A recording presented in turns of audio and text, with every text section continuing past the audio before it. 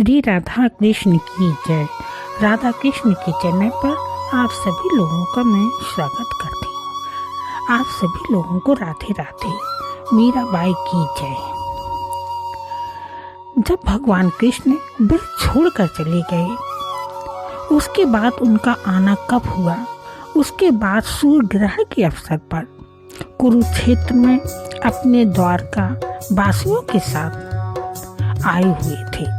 तभी ब्रजवासियों को पता चला कि भगवान कृष्ण आए हुए हैं, तो सारे ब्रजवासी भी वहाँ पर आ जाते हैं और अपने अपने शिविर लगा लेते हैं। कृष्ण से मिलने के लिए उन ब्रजवासियों को नहाने की तमन्ना नहीं थी, सिर्फ उनको कृष्ण से कन्हैया से मिलना था। नंद बाबा और यशोदा मैया को भी मिलना था। नंद बाबा यशोदा मैया किसी को ना बताकर कृष्ण से मिलने के लिए जाना चाहती थी कि अगर मैं सभी को बता दूंगी तो बहुत भीड़ मेरे साथ हो जाएगी, मैं लल्ला से कैसे मिलूंगी। इसे नंद बाबा यशोदा मैया किसी को ब्रजवासियों में से किसी को न बताकर अकेले ही दोनों लोग भगवान से मिलने चले गए। और पिछले ऑडियो में मैंने बताया था कि नंद बाबा यशोदा मैया भगवान कृष्ण से कैसे मिले थे। मिलने चले जाते हैं और उनके दोनों लोगों को भगवान के दर्शन हो जाते हैं। जब वो दर्शन करके आ जाते हैं तो सारे ब्रजवासियों को बता देते कि मैं लल्ला के दर्शन कराए, आप सब लोग दर्शन कराओ। और श्री जी और माधवी को भी पता चला कि कृष्ण वहाँ कुरुक्षेत्र में आए हैं।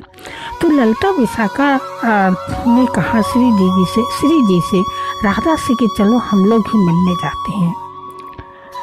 तभी श्री जी राधा जी कहती हैं हम दर्शन को नहीं जाएंगे, क्योंकि इतने पास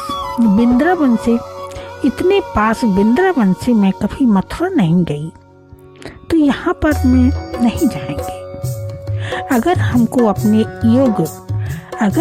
अपने योग प्रभु समझेंगे तो स्वयं ही मुझसे मिलने आएंगे। उनकी रुचि के विपरीत हम नहीं जा सकते। उधर द्वारका के शिविर में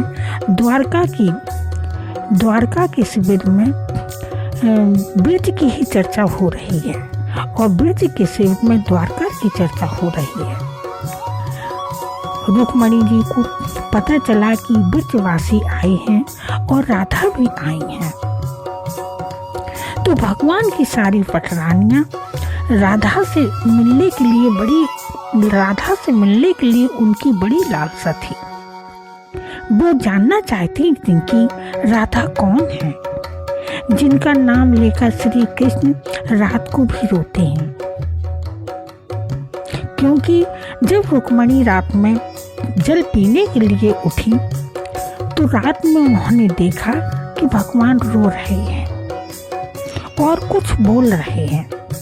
तो रुक्मणी जी को समझ में नहीं आया कि प्रभु रो रहे हैं कि जाग रहे हैं, क्या कर रहे हैं। तभी रुक्मणी जी पैर अपने दबा के धीरे से भगवान के पास जाती हैं और उनके मुंह के पास अपने कान लगाकर सुनती हैं। तभी उनके मुंह से निकलता राधा राधा राधा राधा ये शब्द निकल रहे थे, लेकिन जानना बहुत चाहा, रुक्मणी जी ने जानना बहुत चाहा परंतु नहीं जान पाई। तभी रोहिणी से मिली तो रोहिणी माने से पता चला कि कोई प्रेम की देवी वृंदावन में रहती है। उन्हीं के प्रेम के वशीभूत होकर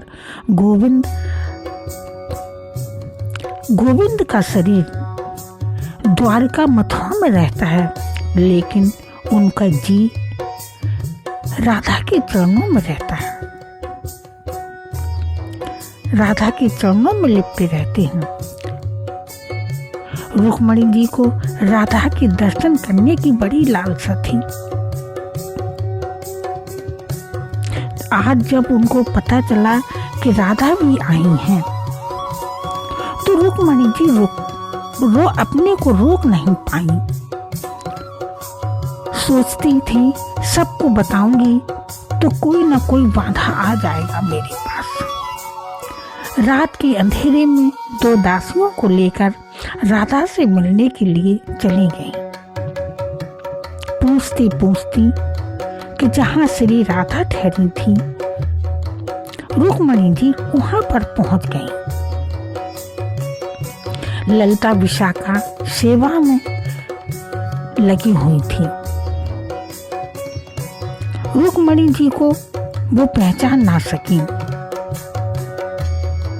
उनको अपने पास बुलाया, बैठारा, आसन दिए, हाथ जोड़े और रुक्मणी जी ने कहा, आप कौन हो? और रुक्मणी जी से कहा, ललिता राधा ने रुक्मणी जी से कहा, आप कौन हो?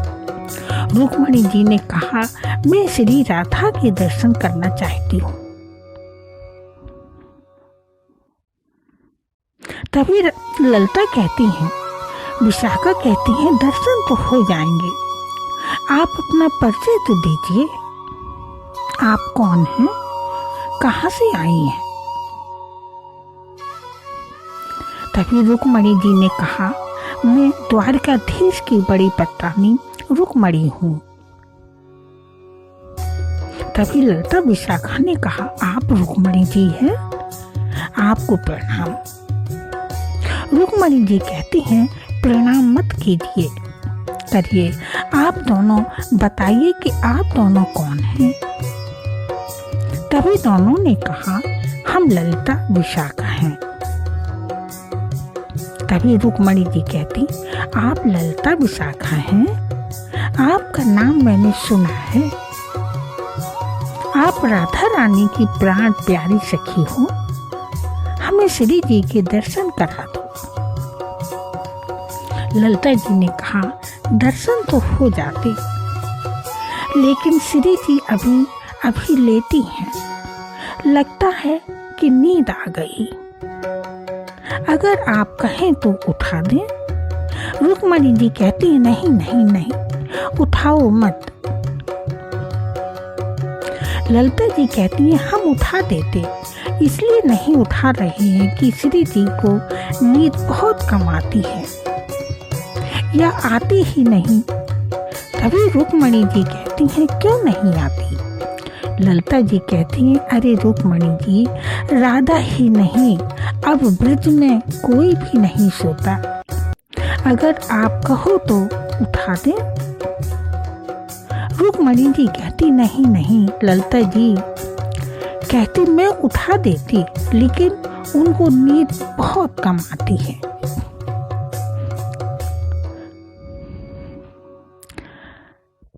बहुत कम आती क्योंकि रुक्मणी जी, श्री जी ही नहीं, ब्रज में कोई नहीं सोता। जब से श्याम सुंदर ब्रज छोड़ कर गए, ब्रज में कोई नहीं सोता। रुक्मणी जी कहती हैं, क्यों नहीं सोता?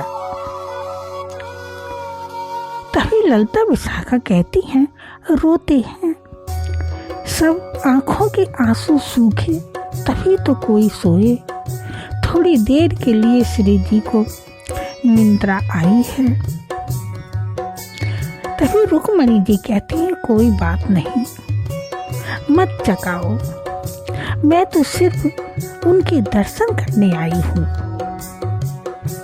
जहाँ श्री जी सोई हैं, मुझे थोड़ी देर के लिए वहाँ पर बैठना है, नहीं तो मुझे दूर से ही दर्शन करा दो। ललिता विशाखा उस कक्ष में लेकर गई जहाँ श्री जी सोई हुई थी। श्याम सुंदर की दी हुई काली कमरिया को ओढ़कर श्री जी उस काली कमरिया और उस बंसी को एक क्षण के लिए नहीं छोड़ती थी, क्योंकि प्रीतम की बंसी उनके जीवन का आधार थी। काली कमरिया जीवन की संजीवनी थी। उस बंसी को दिल से लगाए और कमरिया को ओढ़ लेती थी। जब रुक्मणी उस कक्ष में पहुंची तब उनको राधा कक्ष समझ में आया, क्योंकि वहां गूंज हो रही थी, कृष्ण धुन की आवाज आ रही थी। तभी रुक्मणी जी ने पूछा, ललता, राधा जी तो सो रही है, ये कृष्ण की ध्वनि कहाँ से आ रही है? ललता जी बोली, रुक्मणी जी, आप नहीं समझेंगी, हमारी राधा जी के रोम रोम से कृष्ण ध्वनि निकलती है। सांस लेती हैं उसमें भी कृष्ण की ध्वनि निकलती है। रुक्मणी जी समझ नहीं पा रही थी प्रेम की महिमा। वहां पर थोड़ी सी हलचल हुई। राधा जी ने करवट ली तो बाएं पैर का अंगूठा बाहर आ गया। उस अंगूठे से इतना दिव्य प्रकाश निकल रहा था कि रुक्मणी जी उस दिव्य प्रकाश को सहन नहीं कर सकी। उन्होंने और प्रभु की रानियों का सौंदर्य देखा, अपना सौंदर्य देखा, लेकिन श्री जी के उस नख में इतना दिव्य प्रकाश था, इतना सौंदर्य था कि देखकर समस्त रानियों का सौंदर्य, अपना सौंदर्य तेजहीन हो गया। थोड़ी ही हलचल हुई। श्री जी उठी तो सामने रुक्मणी जी को देखा और तुरंत ललचा से पूछा, ये कौन है?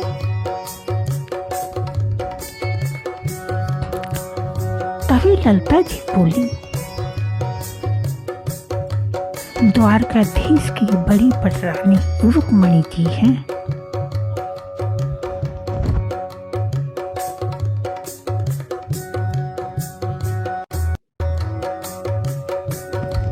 राधा जी उठी और सामने रुक्मणी जी को देखा, तुरंत ललता से पूछा, ये कौन है? तभी ललता ने कहा, श्री जी, ये कृष्ण की बड़ी पटरानी, भगवान कृष्ण की बड़ी पटरानी रुक्मणी जी हैं। तुरंत ही राधा ने उनके चरण पकड़ लिए, पकड़ना चाहे, छूने लगी। तभी रुक्मणी कहती, नहीं नहीं, आप बड़ी हैं। राधा जी ने कहा, नहीं, आप बड़ी हो, आप मेरे पैर मत छुओ। रुक्मणी जी राधा से कहती, आप बड़ी हो, और राधा जी रुक्मणी जी से कहती, आप बड़ी हो। सूरदास जी ने इस भाव का वर्णन करते हुए कहा, सूरदास जी ने अपने दिव्य आंखों से इस लीला को देखा है। श्री राधा कृष्ण की जय, मीरा बाई की जय। श्री राधा कृष्ण की जय, मीरा बाई की जय। कोई कहे गोविंदा, कोई गोपाला, कोई कहे गोविंदा, कोई गोपाला, मैं तो कहूँ शावरिया बांसुरी वाला, मैं तो कहूँ शावरिया बांसुरी वाला। कोई कहे गोविंदा, कोई गोपाला, कोई कहे गोविंदा, कोई गोपाला, मैं तो कहूँ शावरिया बांसुरी वाला, मैं तो कहूँ सावरिया बांसुरी वाला। राधा ने श्याम कहा, मीरा ने नटवरी, राधा ने श्याम कहा, मीरा ने नटवरी। ग्वालों ने पुकारा तुम्हें कह कर के ग्वाला, ग्वालों ने पुकारा तुम्हें कह कर के ग्वाला। कोई कहे गोविंदा कोई गोपाला, कोई कहे गोविंदा कोई गोपाला, मैं तो कहूँ सावरिया बांसुरी वाला, मैं तो कहूँ सावरिया बांसुरी वाला। गोविंद बोलो हरि गोपाल बोलो, गोविंद बोलो हरि गोपाल बोलो, राधा रमणी हरि गोविंद बोलो, राधा रमणी हरि गोविंद बोलो। कोई कहे गोविंदा कोई गोपाला, कोई कहे गोविंदा कोई गोपाला, मैं तो कहूँ सावरिया बांसुरी वाला, मैं तो कहूँ सावरिया बांसुरी वाला। यशोदा जी कहती थी तुमको कन्हैया, यशोदा जी कहती थी तुमको कन्हैया, दाऊ जी कहते थे तुम्हें नंदलाला, दाऊ जी कहते थे तुम्हें नंदलाला। कोई कहे गोविंदा कोई कहे गोविंदा कोई गोपाला, मैं तो कहूँ सावरिया बांसुरी वाला, मैं तो कहूँ सावरिया बांसुरी वाला, मैं तो कहूँ सावरिया बांसुरी वाला। घड़ियाल कह के बुलाता है दुर्योधन, घड़ियाल कह के बुलाता दुर्योधन, घड़ियाल कह के बुलाता दुर्योधन, जल जल के कहता था वो मुरली वाला, जल जल के कहता था तू है काला। कोई कहे गोविंदा कोई गोपाला, मैं तो कहूँ सावरिया बांसुरी वाला, मैं तो कहूँ सावरिया बांसुरी वाला। गोविंद बोलो हरि गोपाल बोलो, राधा रमणी हरि गोविंद बोलो। कोई कहे गोविंदा कोई गोपाला, मैं तो कहूँ सावरिया बांसुरी वाला। अर्जुन की बनवारी मीरा के मोहन, अर्जुन की बनवारी मीरा के मोहन, भक्तों ने पुकारा तुम्हें कह कर के मुरली वाला, भक्तों ने पुकारा तुम्हें कह कर के मुरली वाला। कोई कहे गोविंदा कोई गोपाला, मैं तो कहूँ सावरिया बांसुरी वाला, मैं तो कहूँ सावरिया बांसुरी वाला। श्री राधा कृष्ण की हरे कृष्ण कृष्ण कृष्ण हरे हरे राम राम हरे हरे कृष्ण कृष्ण हरे हरे।